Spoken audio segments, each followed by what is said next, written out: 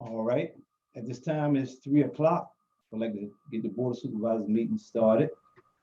At this time, Betty, could you announce the declaration of electronic meetings? Yes. On March 31st, 2020, the Middlesex Board of Supervisors ratified a declaration of emergency issued by the county's Director of Emergency Management and adopted emergency procedures to ensure continuity of county government. A copy of this ordinance can be found on the county's website under Board of Supervisors Ordinances number 81. These procedures include the ability for the Board of Supervisors and other county public entities to conduct electronic meetings. Information on how to access these meetings by video and telephone will be posted on the county website. The provisions of the emergency ordinance and electronic meetings is in effect for a period of 60 days unless amended, rescinded, or readopted by the Board of Supervisors. An audio recording is being made of the meeting, which will be linked from the county's website. Notice of the meetings, along with access information, has been posted on the county's website and at the front of the historic courthouse. An electronic meeting link was also sent to those persons that have asked to be part of the board's agenda list. As each person joins the meeting, the public audio will be muted to avoid background noise, and the board and staff audio will be open. If a meeting calls for public comment, the chairman will announce that the meeting is open for comments and the public lines will be unmuted. Those with an audio connection should use *9, which will notify the moderator that you wish to comment. To unmute your own phone, you should use *6. Those with video capability are to use the raise hand feature to be recognized by the chair. Each person will be given 3 minutes to speak, and each speaker must identify themselves when speaking. All votes will be by roll call and recorded in the minutes. Board members who leave the meeting or arrive must verbally note their attendance. If all board members are not joined by video, a roll call will be made every 2 hours to confirm a quorum. All right, board members, do you have any question of this process? If not, the essential business of the board is being done. This is the Board of Supervisors May 5th meeting. At this time, Betty, could we have roll call? Mr. Koontz?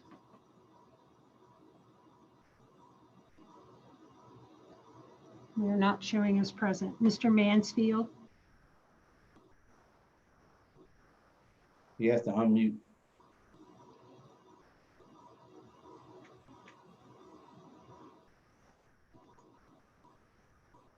Mr. Mansfield?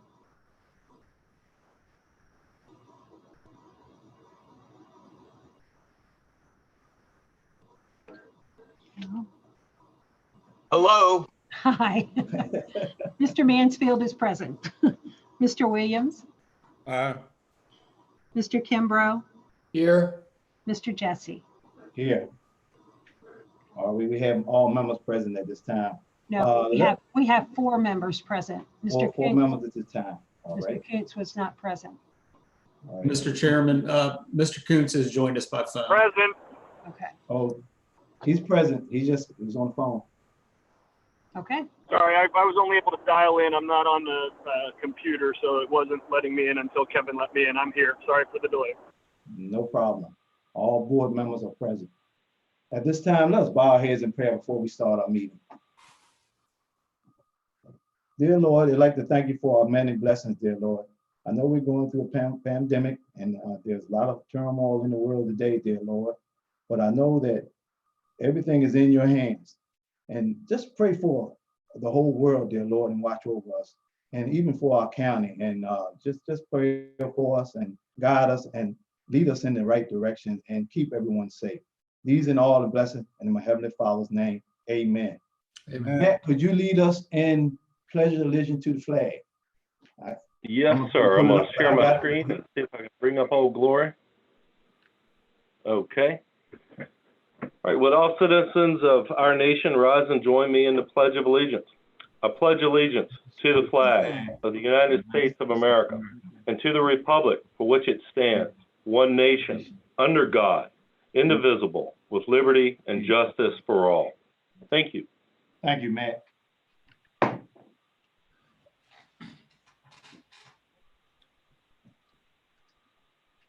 All right, I'd like to, okay, now that we got the meeting to order, approval of the consent agenda, which consists of meeting agenda, page 1 to 3, minutes, starting April the 7th, 2020, which is budget work session, April the 7th, 2020, regular meeting, April the 17th, budget work session, and then C, disbursement, and D is payroll. Is there any correction of the consent agenda?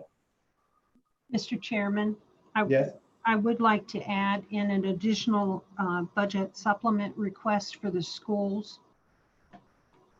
okay. We will put that in, supplement for school request. All right. Are there any other? If not, do we have a motion to approve the consent agenda with the changes? So moved. We have a Second. motion by Lud. Do we have a Second. second? We have a Second, by John. John Coons. Roll call. A motion and probably second now at this time. Let's have roll call. Mr. Coons, Aye. Mr. Mansfield, Aye. Mr. Williams, Aye. Mr. Kimbrough, Aye. Mr. Jesse. Aye.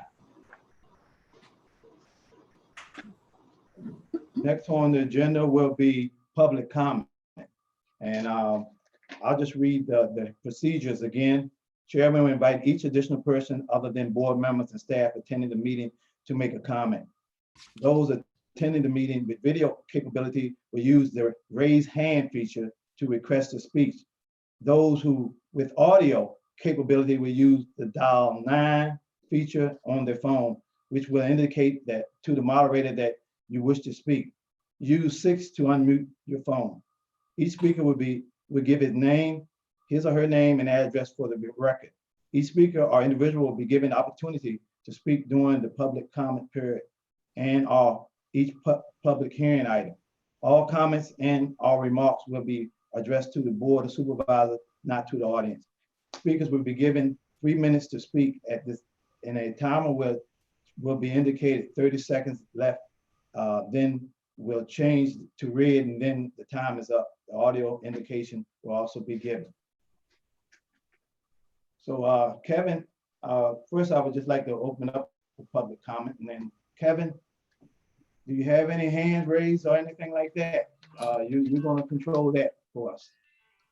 Yes, Mr. Chairman, we have at least 2 so far. And as the chairman said, *9 will raise your hand if you're on the telephone, or if you're on the app, you can just press the raise hand feature.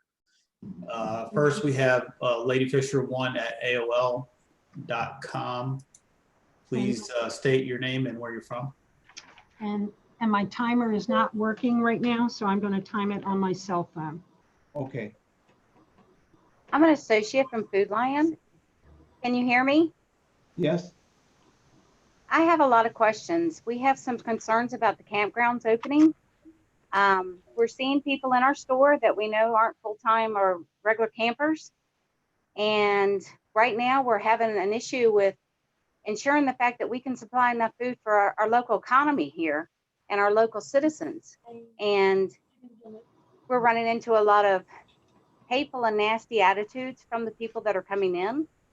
Not quite sure what we can do to prevent this, but as it stands right now, one of our Food Lions has 5 cases of the corona. And right now we're trying to ensure that ours does not end up that way. And the only way we can do that is if you all control who comes into the campgrounds and how overran they become. We really and truly need your help. We can't do this on our own. And it's a very, very high concern of ours. Our employees here are normally part-time people. They do not have health insurance. So therefore, if they get sick, how are they supposed to pay for their care? You know, we have to be concerned about each and every one of them. They are mandated workers.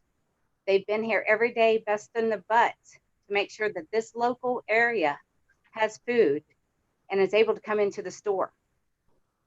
So we would like to have some answers as to how you're going to help us. What can we do? We supply all the cleaning. We keep one of the cleanest stores that you have. And, you know, we're really dependent on y'all to help us, to back us, to be there for us. and to ensure the fact that we don't get overran and mistreated by the campgrounds. And as it stands right now, that's happening. And I don't know if you can contact the local police, our local sheriff department, and have them monitor the areas, but I will tell you it's happening. And we need you to find a way to fix it. All right. Well, thank you for that information.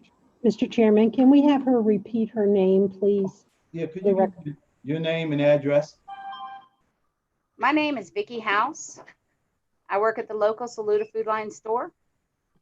And I live at 733 Dragon Run, Churchview, Virginia. And I also have a property in which I pay taxes on in Topping, Virginia as well. Thank you.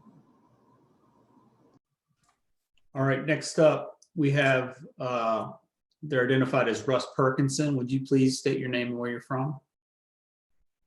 Russ Perkinson. I'm co-owner of property in an old home adjacent to the airport at 2847 Grace Point Road.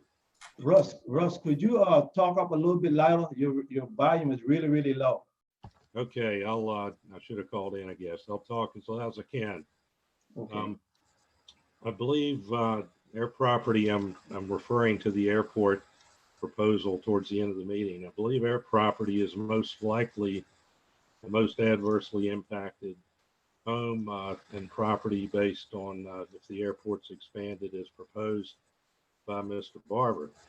So I want to point out first some false information that's in the airport expansion proposal submitted by Mr. Barber. Their goal with the home is to maintain it and protect the old house that was built in the 1820s and maintain it in a livable condition, including livable amount of noise.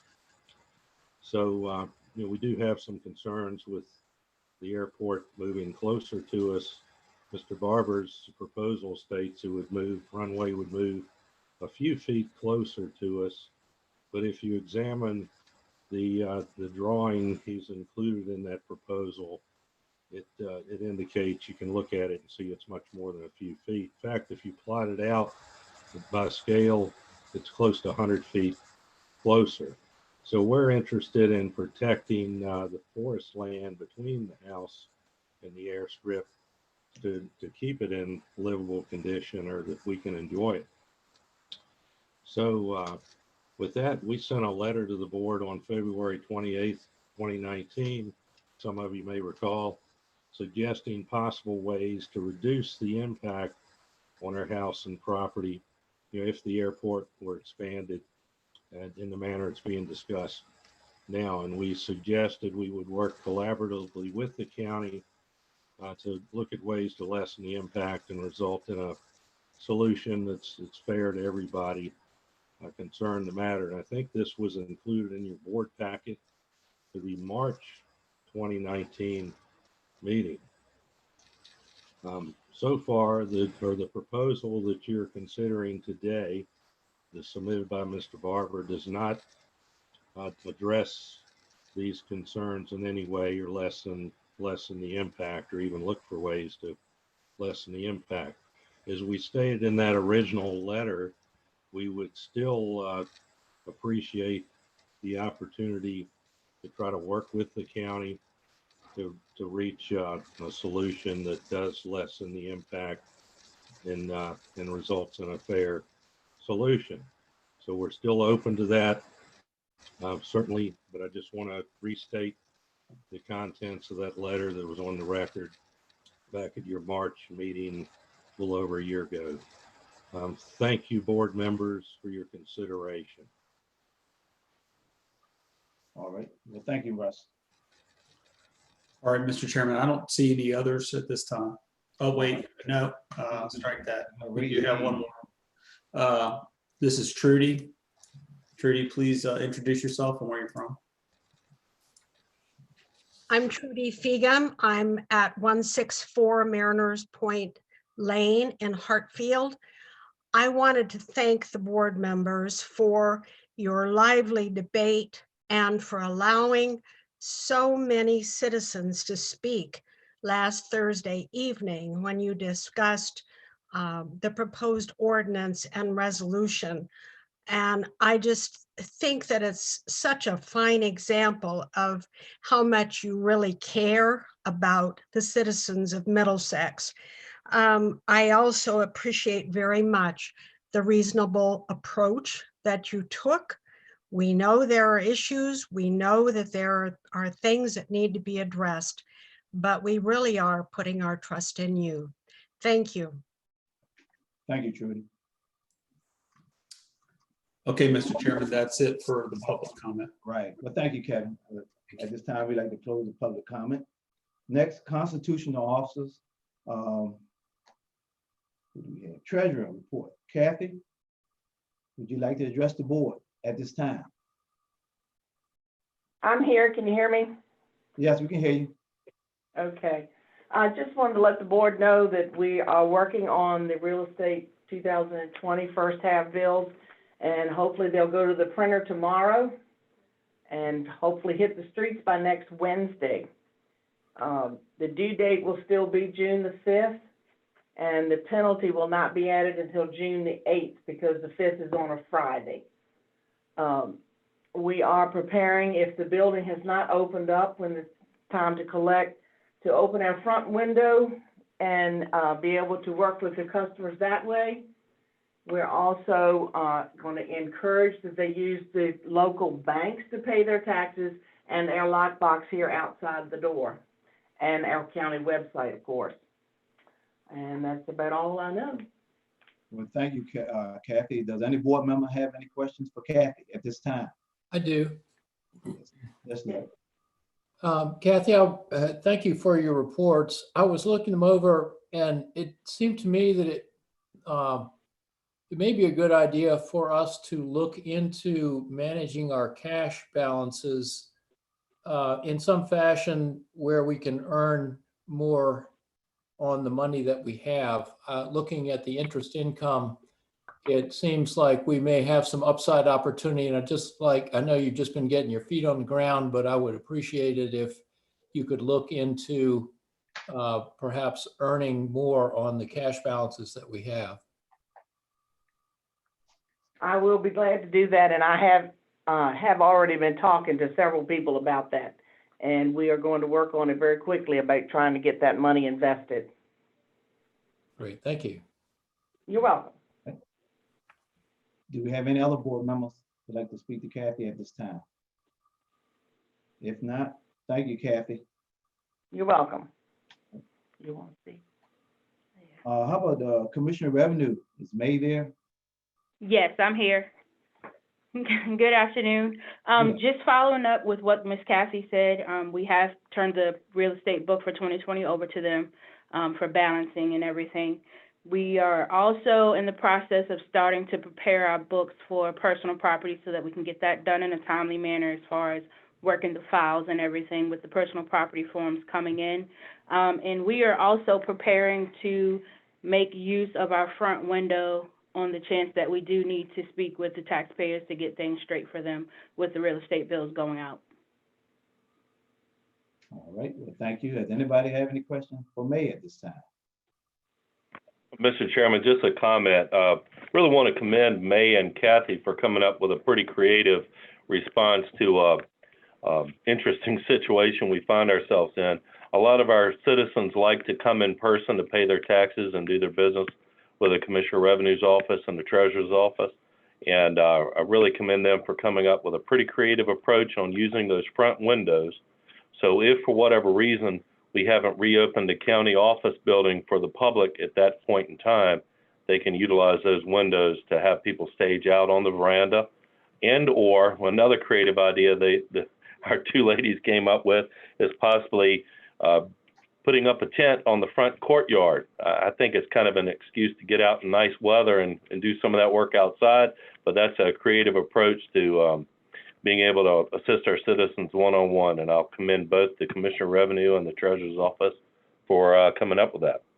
Thank you, Mr. Chairman. Well, thank you. All right, well, thank you. Do we have, well, I guess I don't see it on our agenda, but if the sheriff available, he's welcome to speak to us if he wants to. I don't know. I don't see him on the agenda. All right. Next will be line item agency and staff report, VDOT, it's just a report only. B, school matter, Dr. Peter Gretz. Is Dr. Peter Gretz available? I am here. Can everybody hear me okay? Yeah, yes. Okay. Mhm. Thank you, Mr. Chairman and members of the board. I have two pieces of business to do with you today. I've got a budget transfer request and an appropriation request.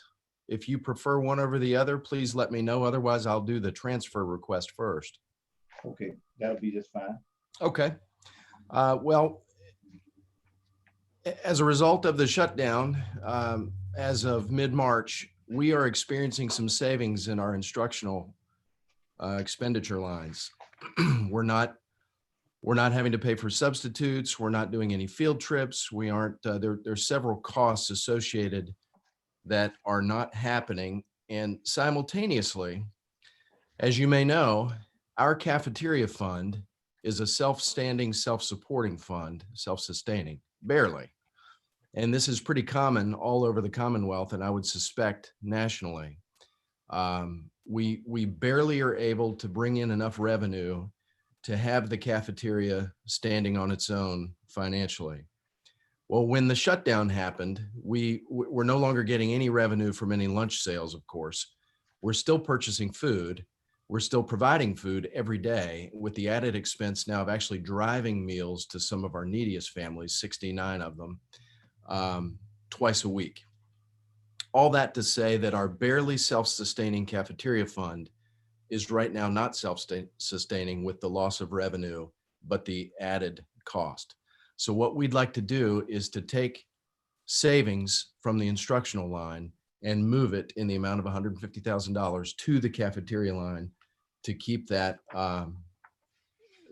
whole. All right, well, at this time, for the budget transfer request, FY 2020-10, do we have a motion?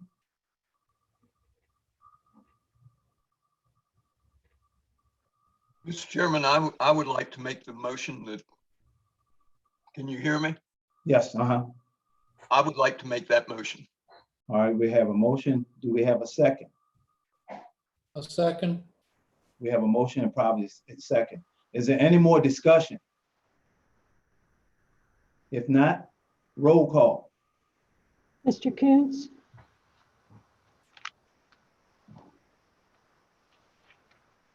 Mr. Coons?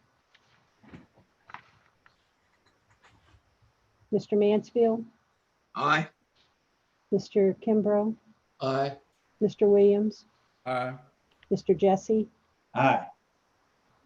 Mr. Coons, can you hear us? That motion passes 4-0. Okay. So Thank you. motion's approved. So, Mr. Chairman, for the appropriation request, the stimulus money, CARES Act money those allocations have come in. The money hasn't come in, but we've received notice of our allocation. Those funds are being distributed using the funding formulas associated with Title I funding, which essentially is tied to our free and reduced lunch rate. So we are going to be receiving $295,000, 177.20 cents. And so we're asking that those funds be appropriated accordingly in capital outlay. If you have questions for me about eligible expenses, I'm happy to answer them. What we've put in your board packet is really language that's just lifted right out of the supplemental materials that we got. I will just add this footnote. The immediate need that we have is obviously with getting our student families connected. That first started with making sure they all have devices, and then the next phase of that will be determining how to best provide hotspots or maybe other solutions. So what we've put in here is the purchase of educational technology. I will say that the use of these funds is much more broad than that. And as we move through the rest of this shutdown, the rest of this year, and even into next year, we have an entire fiscal year to spend this money. We'll likely use it on other things other than just instructional technology. I just wanted to make that point to you. We do have some iPads that we have purchased and distributed that that we will need to reimburse with this. Does anyone have questions for me about it? Anyone have any questions for Dr. Gretz? I do have a question. A lot of the CARES money is low interest loans, and in some cases it's grants if you spend it a certain way, and in other cases it's outright grants. I'm just curious, is this an outright grant, Pete, or? It is. It's an outright grant, and there are really no stipulations other than just a list of eligible expenditures that it can be used for, and it's pretty broad. Okay. Does anyone else have any questions for Dr. Gretz? If not, do we have a motion for the CARE Act appropriation for $295,000? I'll make that motion. We have a motion by Ludd. Do we have a second? Second, John Coons. We have a second by John Coons. Is there any more discussion? If not, roll call.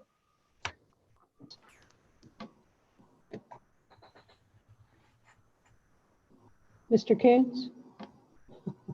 Aye. Mr. Mansfield? Aye. Mr. Williams? Aye. Mr. Kimbrough? Aye. Mr. Jesse? Aye. Thank you very much. Appreciate your support today. All right, thank you. Next, we have social service, which was report only on page 47 to 49. Next on our agenda is a regular agenda item. Public budget supplement request 2020-36. Betsy Muncy. Yes, supervisors, in your packet was in a budget supplement request in the amount of $50,000. This is money that was received from the Middlesex Water Authority to reimburse the board for the boring under the road that was paid for from county funds as part of the Middlesex or the Cook's Quarter water system. The Water Authority had received those monies as a grant from the River County's Community Foundation to be used for that project, and the county undertook the construction. So this is just a reimbursement that's coming back in to be applied to that total project cost. All right, so at this time for the budget supplement request form FY 2020-36, do we have a motion to approve?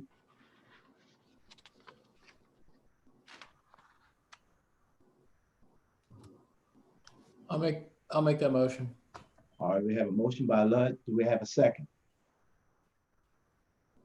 Second.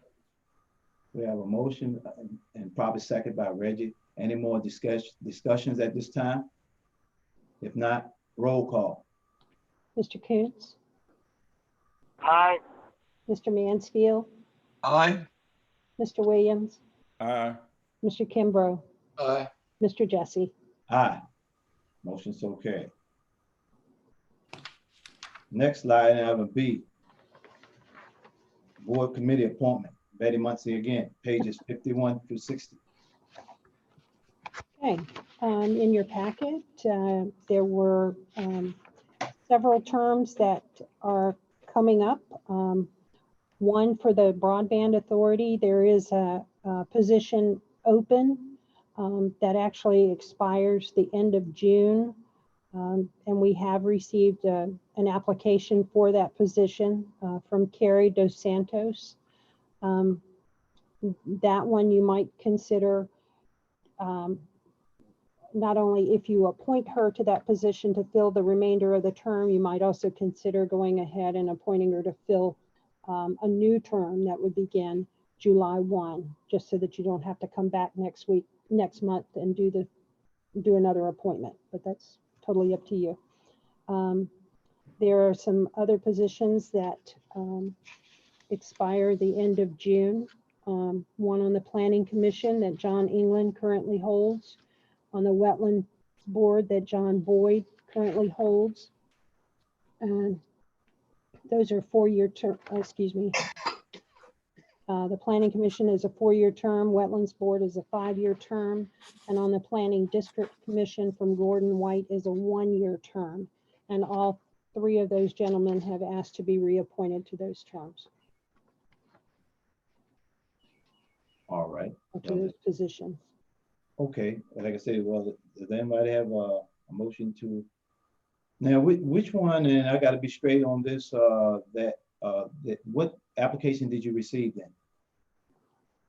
For the Broadband Authority, Yes, Carrie Dos Santos. all right. So do we have a motion for that? Mr. Chair, Yes, yeah, I move that we approve the application by Carrie Dos Santos for the Middlesex Broadband Authority and include that through the following term that starts in June. all right. We have a motion. Do we have a second? I'd like to second that. We have a motion. We have been properly seconded by Pete. Any more discussion? All in favor of that motion? Roll call. Yeah, just some clarification. Is that just for the one position, or are you going to go ahead and do you want to do the others? Was that? I'm sorry, Betty. I thought there was only one that had an applicant. I didn't realize there were other applicants. No, John England has applied to for reappointment to the Planning Commission, John Boyd for reappointment to the Wetlands Board, and Gordon White for reappointment to the Planning District Commission. Right. Yeah, I would, if it's okay, Mr. Chair, I would amend my motion to include John Boyd and John England And Gordon for White. reappointment, And Gordon White. and Gordon White for reappointment as well. All right. Okay. And I would like to second that. Okay. All right, we have it amended, and then I know you changed your motion on that and it's been properly second at this time. Okay, is there any more discussion on that? If not, roll call on the motion. Mr. Coons, Aye. Mr. Mansfield, Aye. Mr. Williams, Aye. Mr. Kimbrough, Aye. Mr. Jesse. Aye. All right, that's it for on that. Let me go to the next one. Turnover audit report and acceptance. Betty? Right. And the only thing that I have to report on this, this is the turnover report, turnover audit that was prepared by Robinson Farmer Cox for the transition between Betty Bray as the outgoing treasurer and Kathy Thrift as incoming. So this is supposed to be a snapshot of the county finances as of December 31st, 2019. And that would need to be accepted into the record. All right, so at this time, for the audit report turnover to be accepted, do we have a motion to approve it? So moved.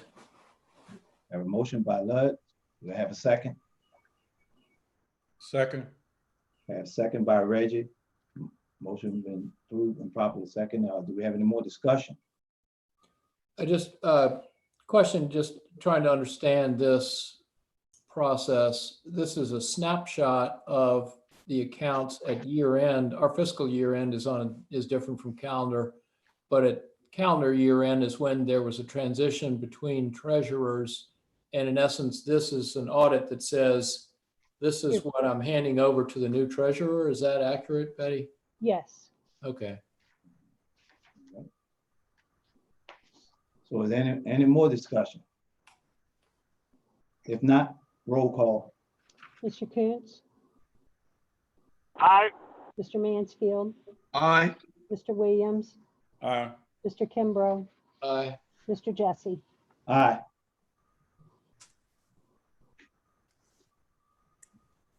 Next, line item six on the agenda is County Administrator update. Yes, Mr. Chairman, I have a couple of items. First thing I'd want to update the board on is our status with the reassessment. May Burke, the Commissioner of Revenue, and I interviewed along with the county administrators and the commissioners of revenues from King and Queen and Matthews, several of the potential candidates, well, actually all of the potential candidates for the upcoming reassessment. We interviewed the proposers on Friday. We conducted interviews via Zoom and had a pretty good presentation from all three. The panel met briefly after the interviews were concluded via Zoom, discussed the various proposers, and have discussed moving forward with negotiations on the highest ranked proposal, so to speak.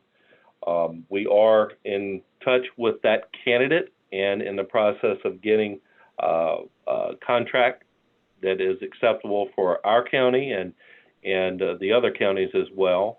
We are pretty much going to get a boilerplate contract from the proposer that benefits all three counties, and then there are certain nuances that each county brings to the table that they will have an add-on here or there or a caveat to their contracts as they implement them and get them under their concurrent reviews.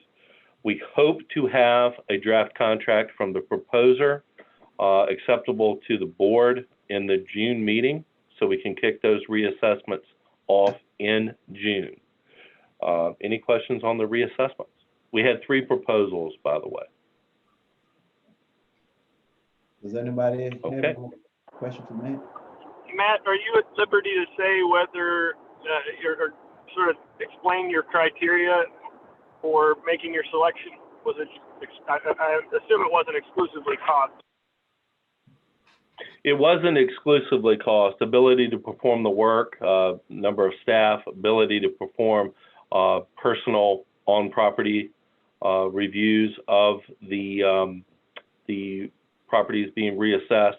And I can't quite quote it right off from memory, but I think qualifications and experience, of course, of the firms submitting.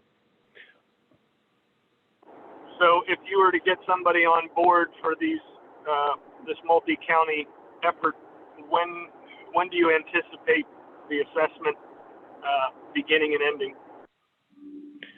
Beginning in June and ending in December 2021. That's all I had, thanks. Very good. All right, the next item that I had to update the board on is we are continuing to monitor the COVID-19 pandemic. We have a very strong ally and partner in this effort with the health department. Dr. Rick Williams has been outstanding. I think he spends most of his days on conference calls and updates to the boards in the Three Rivers District. He's also doing double duty on the Eastern Shore. The board is aware that we've had a fairly substantial outbreak of COVID-19 in Accomack County, centered around, I think, some of the meat packing plants over in Accomack. We expect to see those numbers rise over the next several weeks. And of course, the board's familiar with the outbreak in Richmond County. So we're continuing to monitor that situation. David Lehman and myself are trying to attend as many of these conference calls and updates as we can. We are continuing, of course, to rely on our local health department and the state for guidance in this. Last thing I wanted to update under my report was we had a very generous offer from Equity Lifestyles, ELS, the owners of Bethpage and Grays Point Campgrounds. Apparently they have a surplus of N95 masks. They've offered to the Sheriff's Department and the Rescue Squad and to the County Emergency Services a few hundred masks for our use. And David Lehman and myself, I think, are going to be working with them and the Sheriff's Office to see how best to distribute those for our first responders. And I thank the ELS folks heartily for that offer, and we'll be working with them in the days to come to see how we best utilize those masks for our emergency first responders. Thank you, and if you have any questions of staff, we are here. Thank you, Matt. Next on the Mr. Chairman, agenda. I have one other question for the county administrator. Yes. Out of the resolution we passed Thursday, there was some language about signage going up in stores about please wear your mask. I believe I saw an email from Sarah Linsmeyer, so is there some progress there on getting that signage created? Absolutely. We have a couple of draft samples that our staff have worked with Mr. Kimbrough on. Very good looking first draft. We hope to have that finalized and some signs ordered by the end of the week. Thank you. All right, thank you, Matt.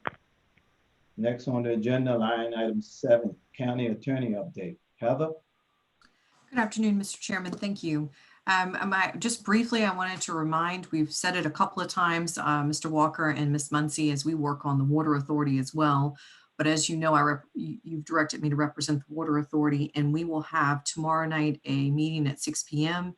and we will be continuing our certificate of takes for the easements needed to install the water system. So we will have that tomorrow night, and then we will have another meeting. Give me 1 second. We have 2 this month. The next meeting will be on the 20th. And that's it for my updates from my end. Oh, I'm sorry, Betty, am I wrong on the date? You're wrong on the dates. Okay. We are going to be meeting tomorrow night, then on the 27th of May. My apologies. I thought it was the 20th. It's the 27th. My bad. The 20th would be a normal meeting, but the chairman has moved it to the 27th. Okay. Thank you, Betty, for catching that. And then also planning to meet on June the 10th and the 24th. Thank you. Anyone have any more questions for Heather? If not, thank you, Heather. Next line item 8 is on our agenda, unfinished business. Discussion of face mask ordinance. We hope we never have to use it, but I think it's good to have something on the books on that. Matt, I know Matt sent everyone, a revision of it, and I was just wondering, did all other board members look at it and kind of tweak it a little bit? Matt, do you have that information? Absolutely. I can share it on the screen if you'd like. Right, I appreciate that. So everybody can take a look at it. Yeah, Mr. Chairman, I haven't seen the changes. Well, we'll get to see it right now. Thank you. Yeah, this is still very much a draft in the works, and some language was tweaked on this to reflect some of the comments that I think the board has received and some of the board members' desires. And of course, they can be tweaked further.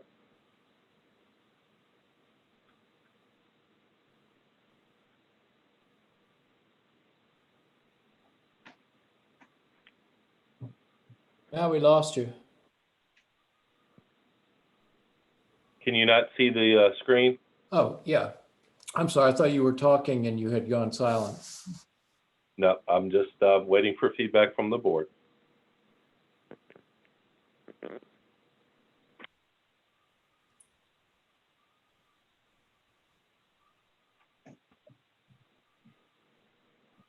Well, Matt. Well, I'll break the silence.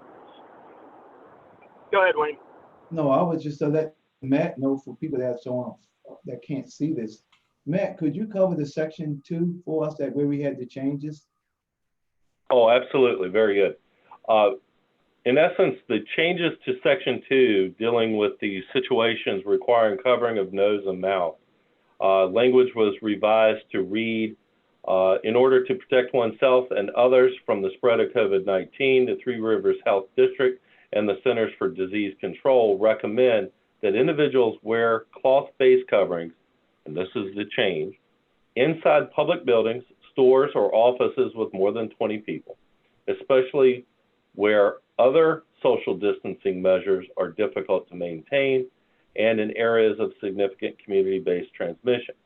Both customers and employees, while, and this is new language here, inside public buildings, stores, or offices with more than 20 people shall wear coverings such as 3M masks, surgical masks, bandanas, or homemade masks that prevent particles from leaving one's nose or mouth. Failure to comply with these requirements shall constitute a violation of this ordinance. All persons are hereby required to wear some form of covering over their nose and mouth, such as a scarf, bandana, handkerchief, or homemade mask from cloth or similar material at all times when, and this is a change, inside public buildings, stores, or offices with more than 20 people. And then the exceptions are pretty much as worded before, with the exception in addition to item C, when alone, outside or inside a separate single space. And those are pretty much the change. And I would add, once the board finishes their changes to the ordinance, we will put this on the website for consideration once it's more complete. How about the penalties? Can you clarify that? In violations of it? Yes, sir. The penalties section, that's very important. The penalties section was amended pretty much thoroughly, moving this more to a warning-based penalty and enforcement section. So A was the first step is still a warning. The second step or second violation of this ordinance by someone would result in another warning. And then the third violation of the ordinance or subsequent violations of the ordinance should result in a fine of $25. There's no misdemeanor, only $25 fines is a maximum fine.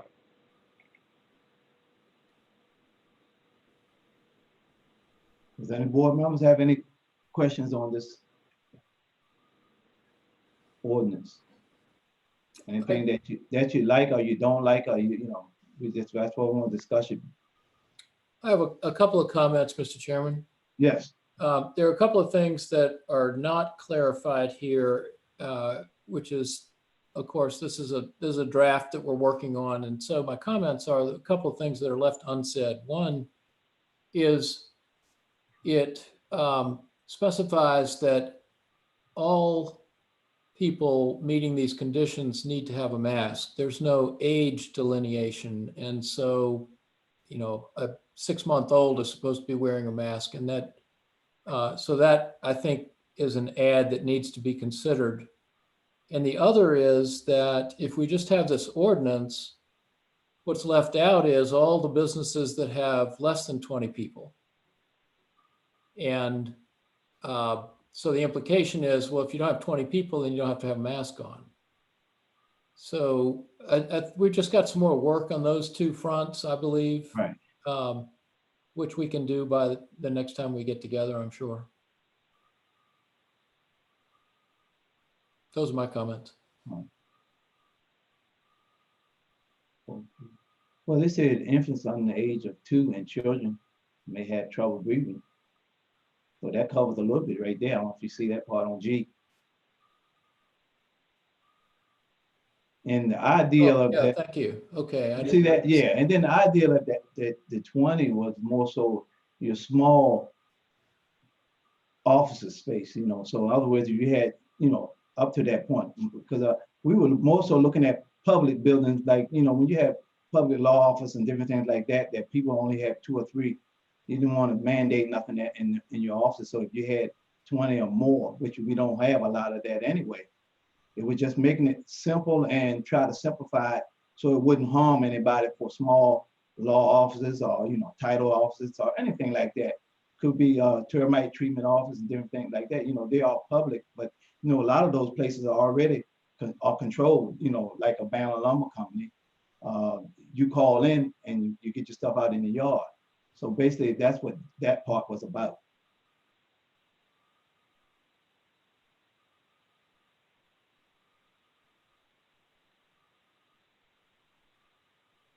So any other questions on this?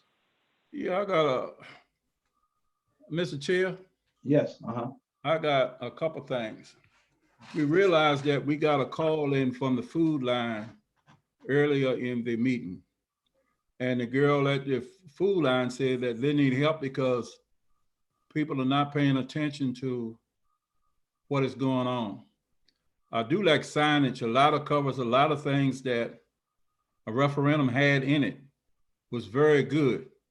But one thing it didn't have in it is dressing anybody who want to do anything they could. And even in a 20 people setting, if they would follow the government regulations, then they should be 6 feet apart. So if they are 6 feet apart, we're gonna probably have to go by the common sense rule to try to work within the business. One business I happened to stop at, and they had the signs up. So the information and awareness is still there. Instead of looking at which way is better, I'm gonna say then we're gonna need to be able to address a situation. And we have seen different things on the news about, well, what do you do? Some of them been very negative and some be very positive. It's no mystery, I like the audience better. I think we can add to it. I think the signage and everything that's in the resolution could be added to it. It's not separated here.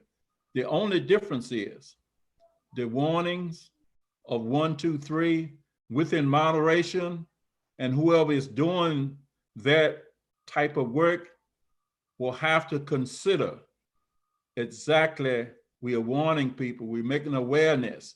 We're gonna have some type of the word may be punishment, but if a person tell you 3 or 4 times that this is for everybody, it's not just for a select few. And I just think both of them can be combined a little teeny bit better, but it's clarifying so people understanding, I think is the best thing. But once again, the girl at the food line said nobody's paying any attention right now. So without anything being done, it's not going to get better because they're not paying us any mind. Mr. Chairman? Yes, Lord. And I'd like to address your comments, Mr. Williams, because the thing that was troubling to me about the Food Lion comment by Vicki Howe was she said that they're challenged to find enough food and that what was really unpleasant was hateful attitudes. Those were her words. And it didn't seem, I didn't interpret that it was wearing masks. I interpreted it that it was really unpleasant attitudes of people about the availability of supply. And Ms. Howe might follow up to tell me if I'm wrong, and I'm happy to learn that. But I didn't hear the Food Lion complaint as having anything to do with whether people were wearing masks or not. Well, also, Lud, I heard what you said about food, but see, the food is greater beyond what we have. It's Food Line itself. If Food Line want to imply to what is needed, then Food Line would apply. What we're talking about here is safety. So how do we tell them to more people, the more things we got to do? She did mention that other people were coming in, food was gone, getting rowdy. See, all these things all add together. And I'm not trying to pick one part or the other. What I'm saying is that we need something in place. And we know as well as everybody that's listening, just but everybody from CDC, from the president, from the governor, nobody dressed masks. All you do, if you look it up, you'll find out, say, well, we wish we had started implementing masks first, the state of Texas, Ohio, all these places said that. China, what did they do? Now, I'm not trying to upset nobody about these things, but really we messed up. I might be saying it in the wrong language. So all we trying to do here, and all I'm saying is that mixing and blending both of them together by a warning, a light warning, a common sense warning, another warning, awareness. I think it works. And I think the lady at the food line was saying, yes, we're gonna be low on food, but then you still got a problem. I guess the next thing we're gonna say is, do we stop people? Thank you. Well, like I said, it was just, this draft ordinance was just something that we just still look into from the, because you never know. I hope we never have to implement this, but you never know what's going to happen. Does anyone else have any more questions? Any other unfinished business? Mr. Chair, if I may, on the mask ordinance, it's my view that there's a bit of a divide amongst the public about whether an ordinance is appropriate for this. And it's my feeling that what we did on Thursday was responsive to both sides in the sense that we passed a resolution. But it's also my feeling that if we're out in the community and it's clear that the resolution was not getting a message across to the community, then an ordinance, this draft or another, may be appropriate. And I think none of us are really excited about passing such an ordinance. This is not typically the kind of ordinance that we have to contemplate, but for my 20 cents on the dollar, I will be much more serious about an ordinance than I was last Thursday if it's been made clear to me that the resolution has had no effect. Right, yeah, I understand what you're saying, but this is just something to look at right now in case, you got to have a backup plan, and this is just something to look at and kick it around and get some more information from the community as they see what we're looking at. Because like I said before, this is something I hope we never would have to use, but this is something that, having a little foresight in case things turn worse in the county, dealing to the being more of a recreational county, people, thousands of them in the campgrounds, going boating and different things like that. We still got to have something in the background to look at and say, hey, what if our numbers increase 3 and 4 and 5 times in 2 or 3 weeks? We still have something we got to work with. I understand we got a resolution and resolution. Now we passed a resolution. I'm good with that, but I'm always needing something a little insurance in the background that we can be working on instead of waiting till the last minute to put something together. That's all this is about. Not trying to say, we're going to change anything or nothing like that. This is just a little backup plan, if you understand. And we still need to be just thinking about it. That's all I want to just keep thinking about it and read over it and see what we can work with if we have to, saying that, we may not have to. And I hope we don't. Is there any other unfinished business? All right, 9B, new business. At this time, we have the public-private partnership at the airport. Matt Walker, page 78 to 108. Yes, sir. You have in your packets unsolicited proposal from Oscar Barber and his counsel, I think Jimmy Ward or James Ward, to enter into a public-private partnership for the building of a new 3,200-foot runway at Hummel Field. This proposal is an unsolicited proposal to enter into a public and private partnership. We have a county policy for how we receive those.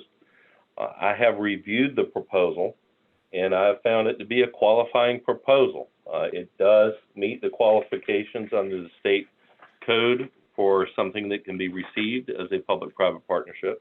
Specifically, it's a building or facility for principal use by a public entity. And it's also a transportation facility, so it meets it in 2 different ways. According to county policy, the applicant had to provide the submittal in a format according to our policy. He has done so. He and his counsel worked on that last week, got it prepared. It does require that the proposer specify their qualifications and experience to complete the project. It asks that they give some specifics and some generalizations to the project characteristics, which it has. Also provide information about potential project financing, and it has got into that. At this stage, it is asked for potential project benefits and community compatibility. They have addressed some of those aspects in this proposal, and it does meet the county requirements.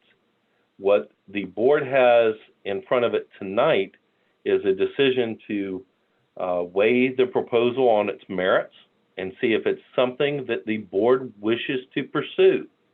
If they do, it advances to the conceptual phase of review after a 45-day advertisement window to advertise to the public to see if there are any other proposals out there for similar or maybe a different approach to working a project at the Hummel Field Airport.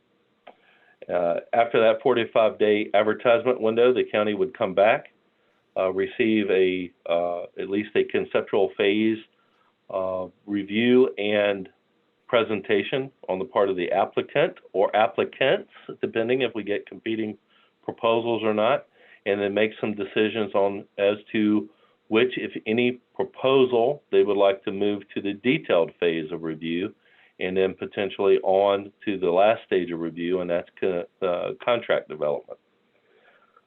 So the question before the board tonight is this a project that you wish to pursue? Is it one that you think have merit? And if it does, then we will advertise in the Virginia Procurement website, the EVA website, and in our local papers for competing proposals.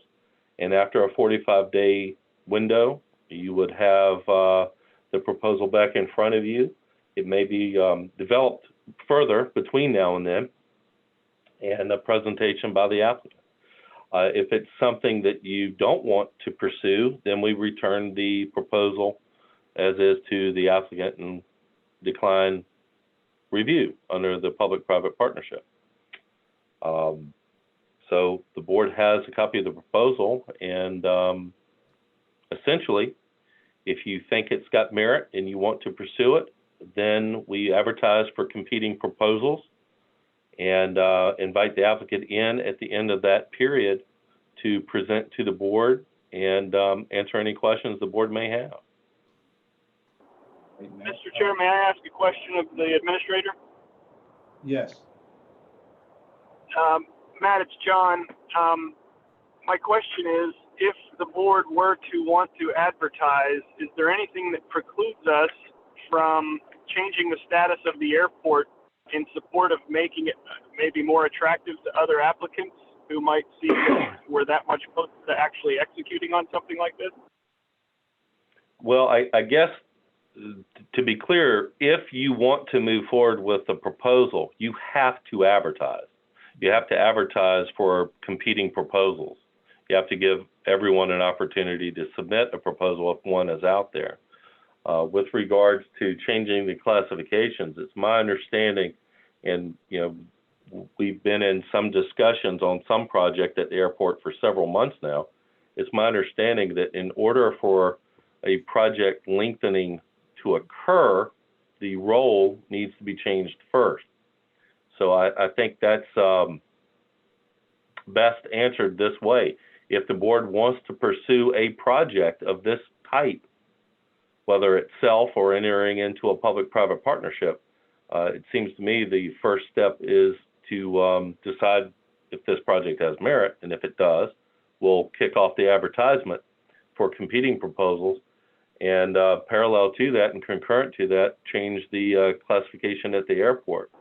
And Betty, you may have some input that you want to weigh in on the role classification. I think you've been on some of the meetings regarding that. And I do believe, if I'm not mistaken, Betty, correct me if I'm wrong, Jamie Barnhart is on the line. He is chairman of our airport committee. And they can further embellish on that. The only thing that I want to say to the board is that once the role is changed, there is no changing it back. So That's a good point. So if, you know, if extending the runway is a project that you want to pursue, then yes, we would, you would need to take action for us to pursue through the state to have the role changed. And that would open up capital money to be spent or to be applied for. Just as a side note, we did receive an email today from the state saying that they don't know what the status of their capital money is now with all the COVID things going on now. So it might be a little bit harder to come by.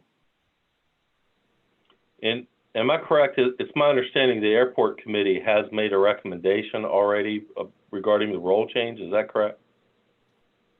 Yes. I believe so. What was the recommendation of the airport committee? To pursue a role change and a project of this type to extend the runway.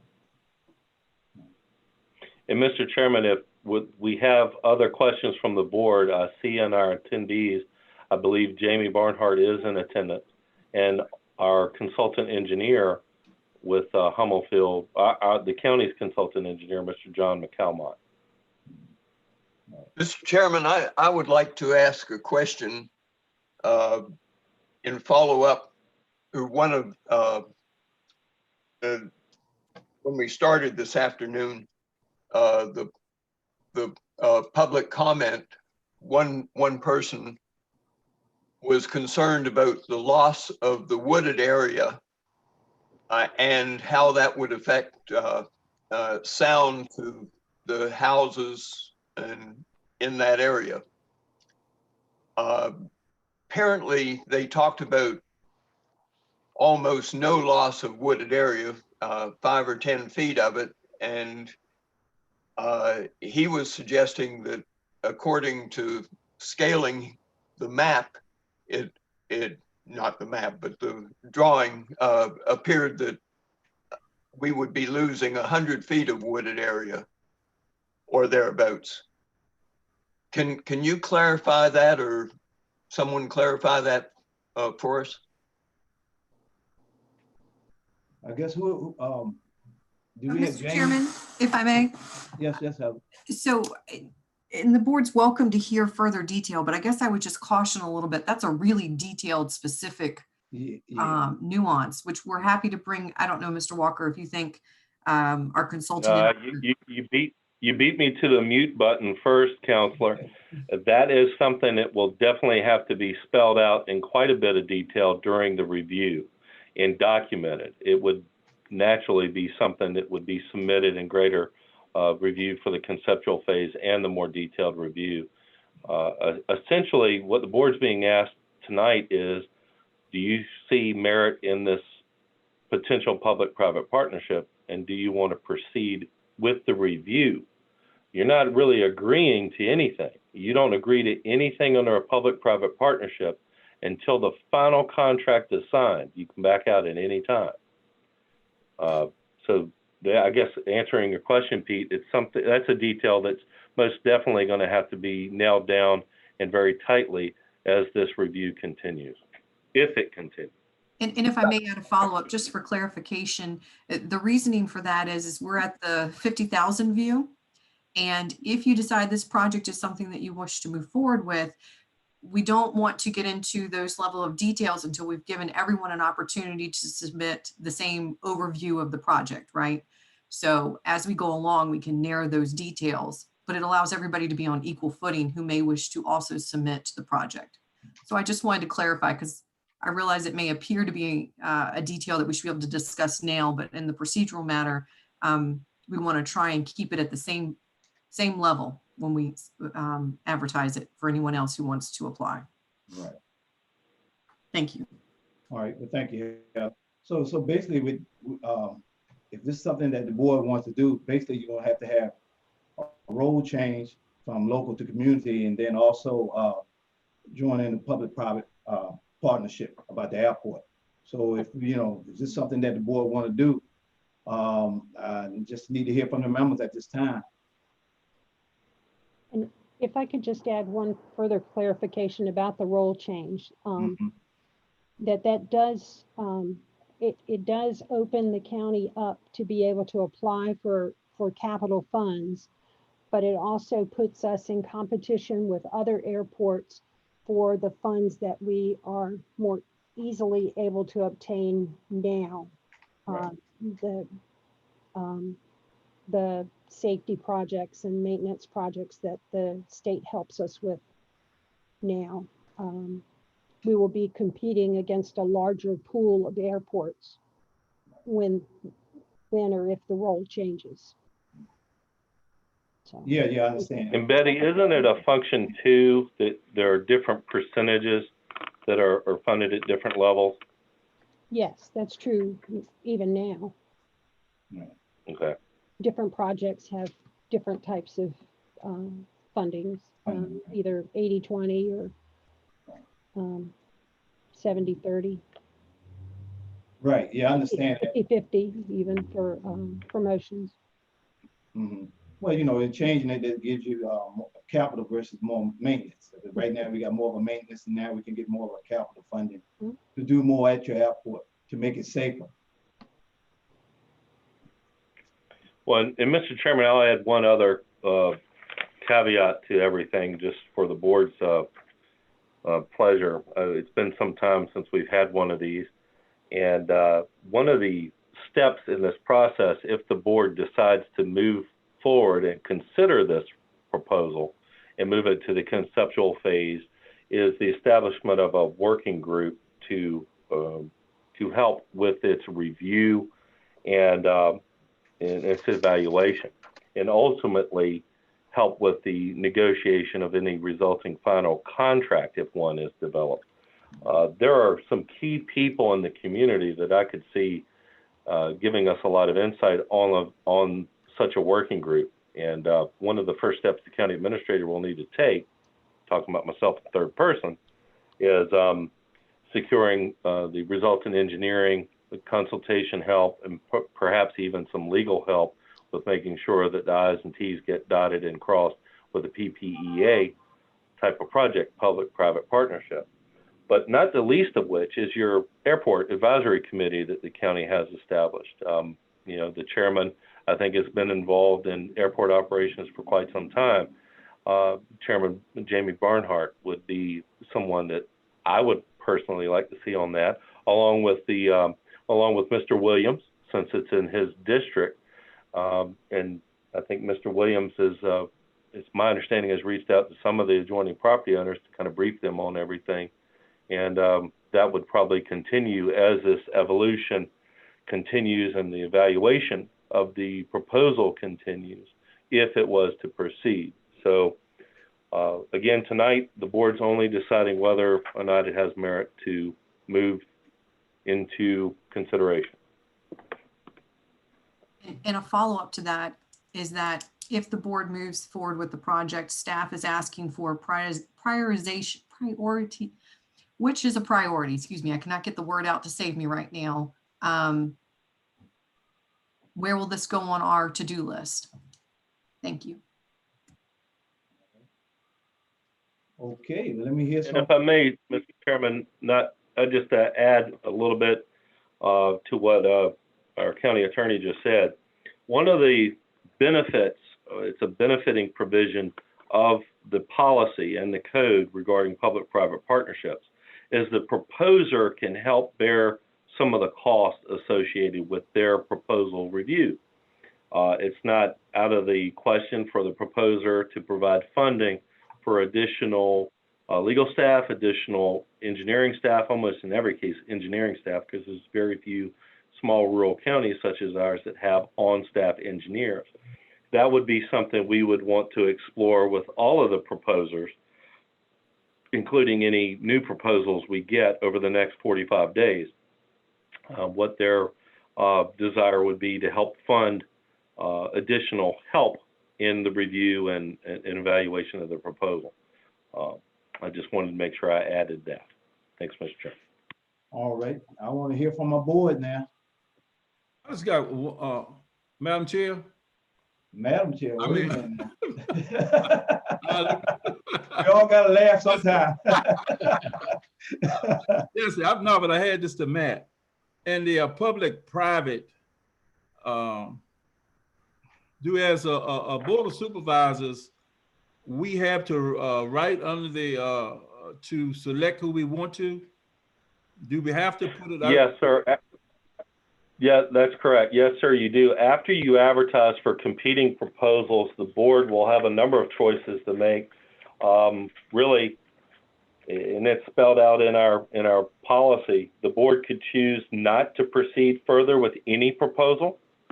They could choose to proceed to the detailed phase of review with the original proposal, or they could proceed to the detailed phase with a competing proposal, or they can proceed to the detailed phase with multiple proposals and kind of let them duke it out a little bit as we go through the process. It really depends on what you get and what the desire of the board is. And the other question I got, we haven't put the proposal out there for a certain length of time. But Yes, whoever sir. will bid on it is going to give the airport 8.5 acres to make the proposal come out properly so it don't cost the taxpayer any extra money. And Yeah, it's a very good. and what Yeah, no, it's a very good question. and see what I'm saying is that even I'm looking. Me myself, I think the proposal is good. It's going to make it safer for the area and the ones I have talked to. And I know we got different individuals feel a different way on their own personal gain, and I'm not about that. It's going to be mighty hard for somebody to compete with somebody that got 8.5 acres that they are willing to give Middlesex County at a different price for anybody to compete with them. So if we change it from local to community tonight, that will get the ball moving. This thing been lingering there for a long time. And it seems to me is that we just don't want to do any work probably to make the county a little bit better. I guess all of us seen on the paper last week where this young guy flew into Humboldt Field. And I found out about it from my sisters in Pennsylvania. Now I said, we got an airport down here, probably the shortest in the state, that somebody would think enough of Middlesex County to fly supplies in here and to help us out. And we got somebody in Middlesex County that is willing to put the airport in at the cheapest price that we can get it, basically at no cost. Willing to give 8.5 acres of land there. Now we're debating on what should we do. I just been on here 4 months. I just do simple math. And local to community, from my understanding, what we got to lose. So that's the way I feel about it. Yeah, Mr. Williams, I completely understand your point. It may be after the 45-day advertisement window expires, we don't get any competing proposals, but we do have to give the opportunity. And you never know. We could have somebody that has decided that, hey, I'm going to throw a competing proposal in to move the airport completely to a whole new location. You never know. But we got to do the advertisement window to allow that opportunity. And you never know. You can get competing proposals from a wide range of sources. They do need to meet the county requirements and be prepared to pay the review fee for the right and the potential benefit of participating in the process. Do we have any more discussion? I just wanted to voice my support, Mr. Chairman. I know Mr. Williams has worked hard on this. And when I first was elected, a colleague of mine I've known for a long time had been on the board of management in North Carolina for 20 years.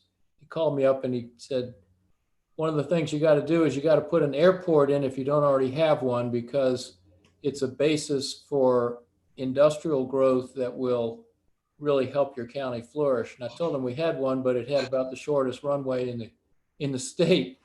So I'm a strong proponent of doing what we can. And one of the things I like about this project is the expansion doesn't take it to making it a big, like there's still not going to be jets flying in. It's not like we're going from one scale to another. We're making it safer for the people that live near it and for the pilots flying in and out if we do this project. And so I'm all in favor of it. All right, well, thank you. If we don't have any questions, do we have a motion to, number one, public-private partnership, and also along with that, to change it from local to community, because you got, those two got to work together. Do we have a motion? Mr. Chair, I have a motion. Say what? I have a motion. Second. All right. I haven't motioned yet. I know you haven't motioned yet. You say you haven't motioned yet? You wanted some more discussion? Yeah. Okay.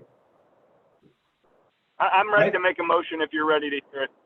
I was waiting for someone else in that district to make that motion. He was getting ready to do that. I see. I couldn't see faces. Right, I I will know you stand can't down. see faces. We have that motion, Reggie? Yeah, Mr. Chair, I make a motion that we change it from local to community and inquire on a public to private, whatever you need to do. Right, okay. We have a motion. Do we have a second? I would second. All right, we got a motion, second by John. Any more discussion? Roll call. Mr. Coons? Aye. Mr. Mansfield? Aye. Mr. Williams? Aye. Mr. Kimbrough? Aye. Mr. Jesse? Aye. Motion so carried. Okay, Mr. Chairman, we'll set up an ad advertising the receipt of the proposal. We'll get it in EVA hopefully by the end of the week, and that will start our 45-day countdown. So we'll be back in front of the board, I think, either at the July meeting or at another meeting at the end of June on the matter. We will invite the proposer in, along with his counsel, to do a presentation. Throughout the process, the board may wish to consider public hearings, and we will advise y'all, of course, to do so at the appropriate time. I think the first step is to get it advertised, see if there's any competing proposals out there, and allow the proposer more opportunity to further refine his proposal. But we will let them know, if they're not online tonight hearing this, we will let his counsel know tomorrow that the board has moved it forward to the next phase, or moved it forward for consideration. Thank you, sir. Thank you. All right, last thing is on the agenda would be the matters presented by the board. I guess, John? Yeah, Mr. Chair, one quick question on the airport. Matt, do you have a sense? He must be in a bad area. We lost him. Yeah, John, you're breaking up every other word. Yeah, he's traveling. I can hear you now. Okay, my question, Matt, was do you have a sense of how quickly we can get the status of the airport changed now that that's been the unanimous will of the board? Well, I think I've heard from the airport committee in the past that the recommendation, well, I mean, once the county asks for it, the state aviation people may change it within a day. Is that your understanding, Betty? I keep referring to Betty. Betty's our airport manager, so. I do not know. I don't know if, I would think that would be I something. believe John McCalmont and Jamie Barnhart are still on. Maybe they can raise their hand if they wish to add to that, Mr. Chairman, if that's okay.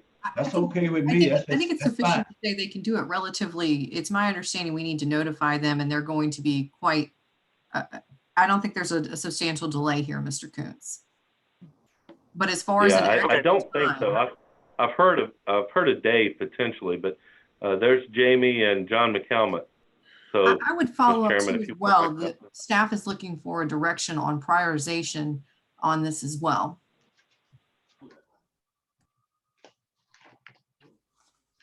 Mr. Chair, I think I'd like to respond to council if it's okay. Yes.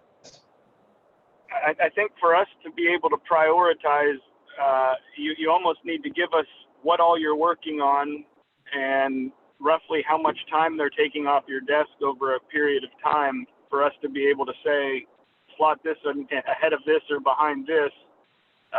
It's hard for us to keep track of all the things we've asked you to do, which may be some of the frustration, but I'd be happy to offer my opinion as to where it slates if I had a sense for how much of your time it's going to take and what all else you're working on. Thank you, Mr. Kuntz, for that. So what it sounds like would be beneficial, it's not just my time, but also Betty and Matt and I would be the three mainly working on this. So what staff will do is we'll be happy to put together some information and get that to you so that at your July meeting, if at that time you're reviewing any additional proposals, you can include that as part of your direction.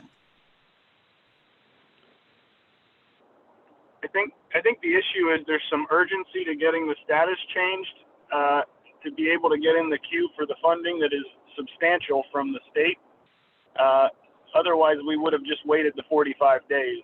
I mean, I can only speak for myself, but that was my motivation.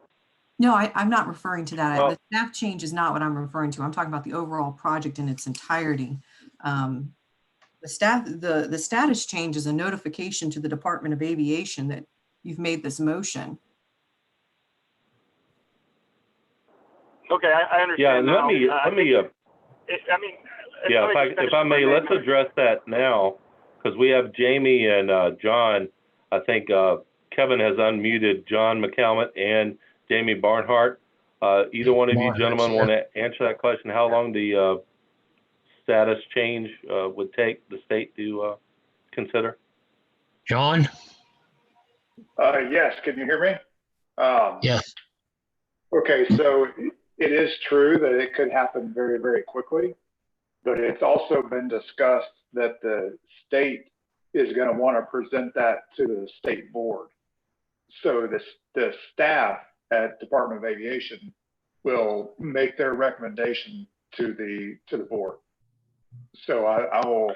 So was it their recommendation, John, that would happen the day we submit the request?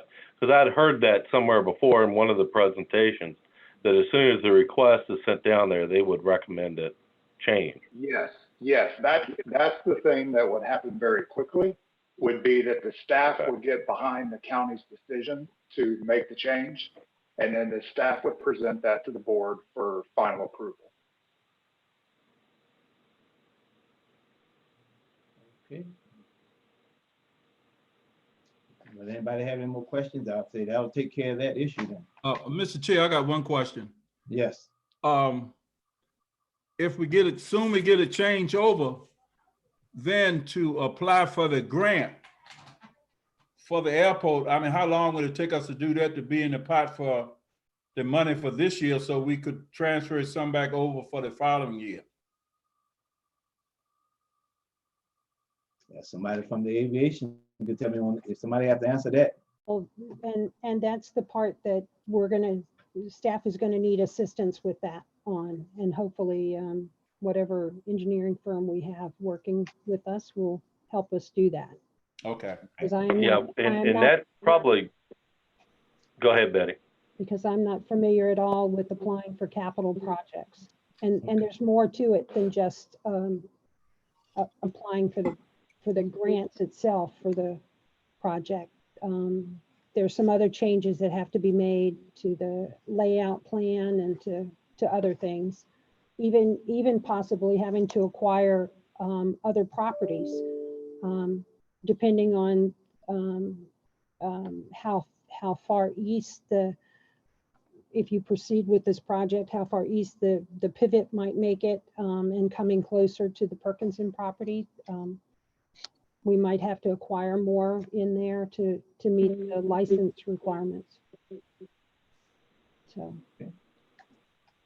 Well, and one of the things I wanted to add too, it's a good segue into the previous discussion that Heather and John were having. We will probably need outside legal counsel to help guide this. We had already started that process when we were considering a airport authority with other counties, soliciting for legal guidance with airport savvy attorneys, for lack of a better term. And of course, we have John McCalmont, who's the consultant engineer with the county so far with the airport. That may be a possibility right there for engineering guidance. But we're going to have to bring on board some staff assistance to guide us through what will amount to public-private partnership with an airport or airport provider and some of the construction work. We'll probably have some state officials with the Department of Aviation. Cliff Barnett's a good example of one, maybe even Mark Flynn himself, to assist us on this working group. And all of that is contingent upon having a project survive the process for review. We're still at the conceptual phase of review now. This project has to matriculate through that process, assuming that it is the acceptable project. We may get a competing project, you never know. And it's got to complete that process in order for us to know we even have a project. We have a proposal at this stage. And once it goes through the process and we've ironed out the details and we have a contract that the board can execute with the private entity, that's when you really have a project. And to get to I guess a fine point of Reggie, your question is, how soon can we get those grant monies?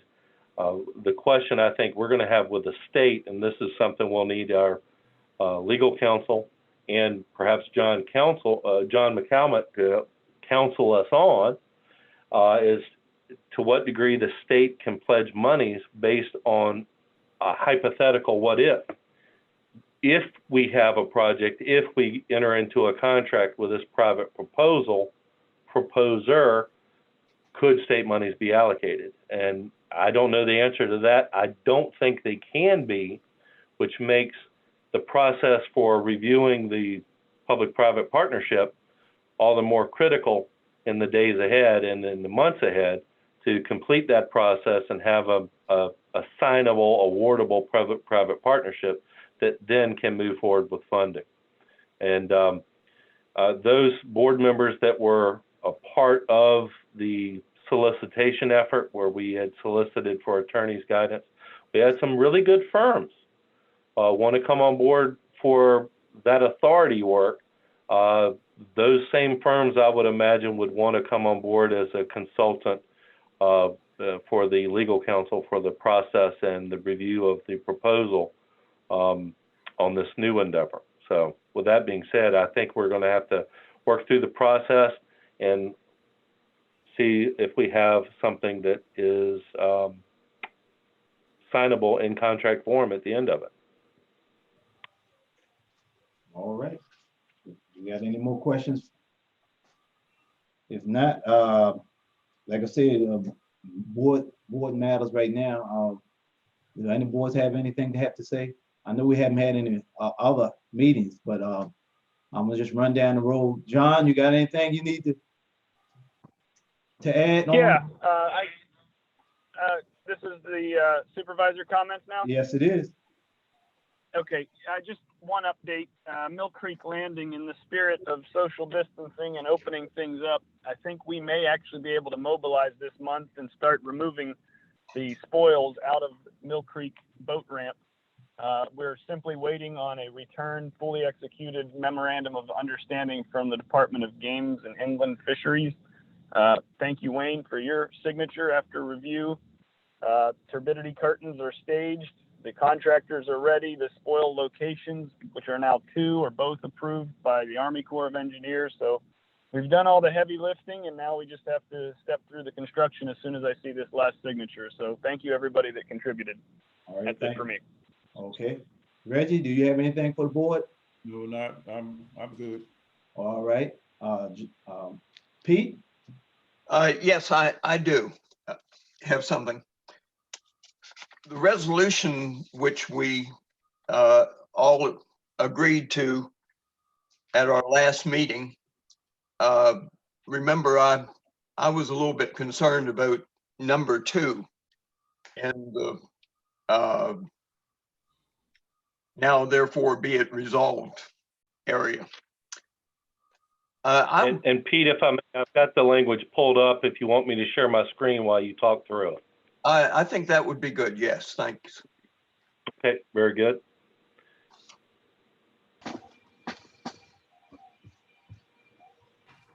Very good. What I felt at the time that the number 2 didn't have very, of course, had no teeth in it because this is a resolution. But I think if we reword, and I have checked with our attorney, this, if we give the businesses more strength to tell people that they must wear masks or they should only wear half masks or whatever, the businesses, the private businesses have the right to post requirements. So, and if they have requirements on people entering their business, they can, if people don't wish to follow that thing, such as masks, they have a right to ask the guy to leave because they're actually trespassing.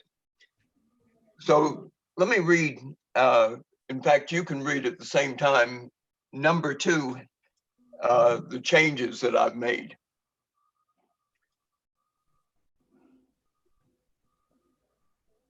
I've taken out all businesses located within Middlesex County where social distancing cannot be assured are encouraged to post signs requesting patrons and employees to wear some form of face mask.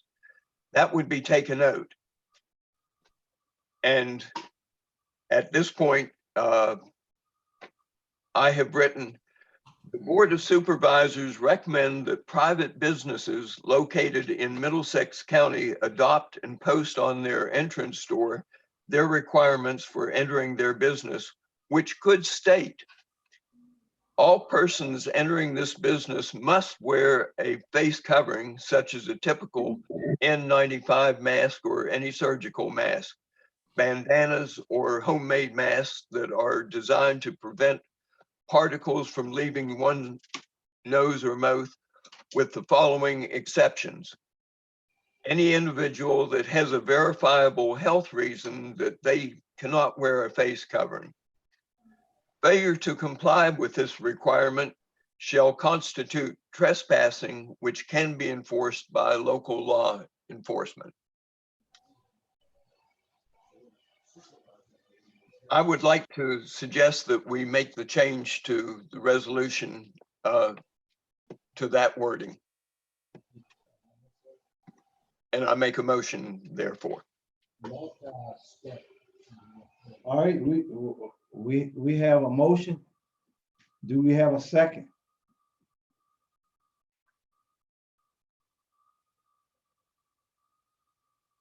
Well, if we don't have a second, the motion dies. So we don't have a second, Pete, so that motion dies. Okay, thank you very much. Okay. All right, Lud? A couple of things. First, I want to congratulate John on the good work on Mill Creek and also Reggie on the good work on the airport, continuing to get good things done in spite of all the distractions and the challenges of operating where we can't actually meet in person. So thank you for that good work. I'll just report, I have reached out to Michelle Brown, had a lengthy discussion about the appropriate marketing campaign for the resolution that we put into effect last week.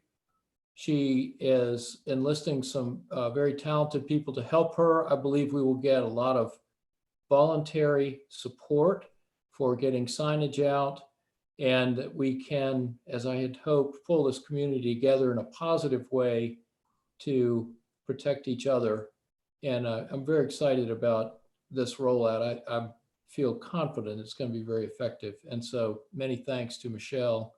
I know she gets pulled in a lot of different directions as well. That's all I have. All right, well, thank you. And if we don't have anything else from anyone else at this time, I'm gonna get a motion to recess, that we have to come back at 7 for a public hearing. Just like to thank everyone for listening and watching us live on YouTube. And we'll be back at 7 o'clock. Do we have a motion to recess at this time? So moved. I have a motion. Do we have a second? Second. Motion, been probably second. All in favor? Roll call. Mr. Coontz, Aye. Mr. Mansfield, Aye. Mr. Williams, Aye. Mr. Kimbrough, Aye. Mr. Jesse. Aye. Motion so carried. Recess at this time. See y'all back at 7.